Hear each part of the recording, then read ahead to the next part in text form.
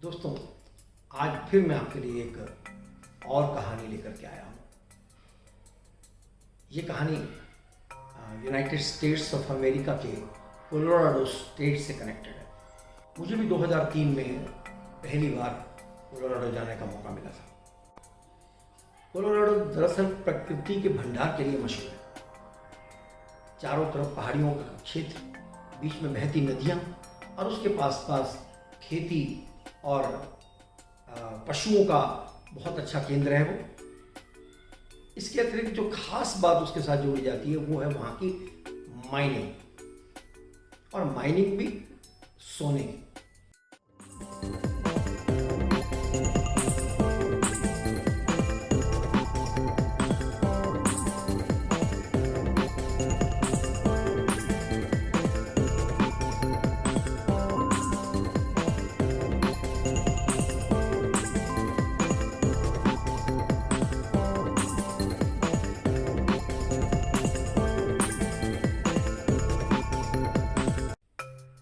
19वीं सदी के मध्य में पहली बार वहां पर सोने की खदानों की चर्चा हुई। सोने की इस दौड़ में पूरे अमेरिका के लोग शामिल हो गए। सबके मन में वहां जमीन खरीदने का लालच पैदा हो गया, ताकि जहां भी खोदेंगे वहां से सोना निकलेगा और जमीन की कीमत दिन दुगनी रात चौगुनी बढ़ती चली गई। इसके लिए लोगों ने इतना बड़ा जुआ खेला कि कईयों ने अपनी सारी की सारी संपत्ति उस जमीन को खरीदने में लगा दी, और यहाँ तक कि एक धनवान व्यक्ति ने पूरा का पूरा पहाड़ खरीद लिया।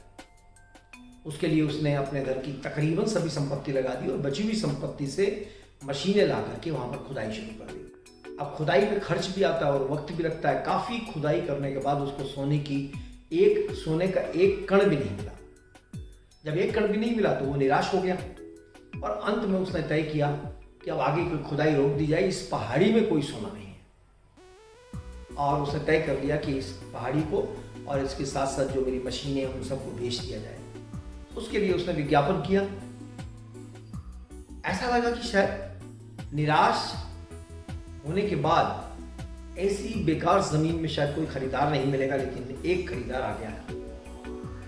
उस खरीदार ने आपस में तय मूल्य पर उसकी मशीनें और वो पहाड़ी की जमीन सारी खरीद ली।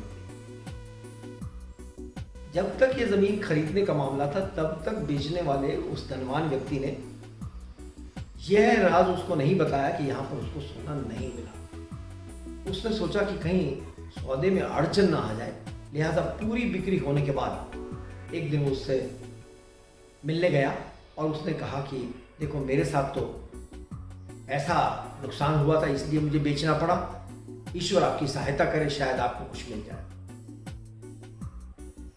उस व्यक्ति ने कोई निराशापूर्ण जवाब नहीं दिया।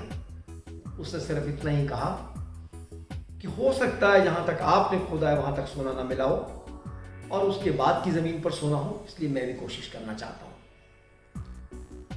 और फिर शुरू हुआ भाग्य का खेल। कुछ ही फुट की दूरी पर जब उसने खुदाई शुरू की तो शुरू के ही दिनों में उसको सोना मिलना शुरू हो गया और दिन ब दिन सोने का भंडार उसका बढ़ता चला गया। अब पुराना जो धनवान व्यक्ति था जिसने इस जमीन को बेचा था, पहाड़ी को बेचा था, वो बहुत दुखी हुआ कि मैं ऐसे कैसे पिछड़ गया और मेरा भाग्य कितना खराब है।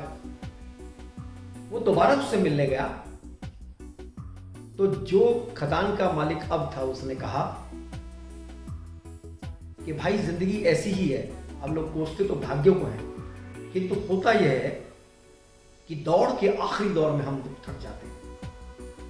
पहाड़ी पर चढ़ने वाला आदमी ट्रैकिंग करते हुए जब बिल्कुल पहाड़ी के शिखर के नजदीक पहुंच जाता है तो उसकी गति धीमी पड़ जाती है। हालांकि पहाड़ी बहुत नजदीक है, चंद कदमों के बाद वो तुरंत पहाड़ी पर पहुंच सकता है, लेकिन उसके बाद वो थका हुआ सा महसूस करता है कि कितना थक चुका हूं मैं, और फिर बाद के कदम वो बहुत धीरे धीरे बढ़ता है। दरअसल जिंदगी की रेस ही ऐसी है। जो आखिरी धागा जो है उसको पार करने के वक्त कई खिलाड़ी ऐसे होते हैं कि दौड़ में जो आगे दौड़ रहा है उसको क्रॉस करके 1 सेकंड के 100वें भाग के अंदर आगे निकल करके वो रेखा पार कर देते हैं और विजयी घोषित होते हैं। अपना लक्ष्य जो भी आपने सिद्ध किया है वहां तक थकान नहीं आनी चाहिए। यही जीत का नियम है। वही खिलाड़ी जीतते हैं जो आखिरी दम तक अपनी गति बनाए रखते हैं और लक्ष्य तक पहुंचने से पहले सांस नहीं लेते।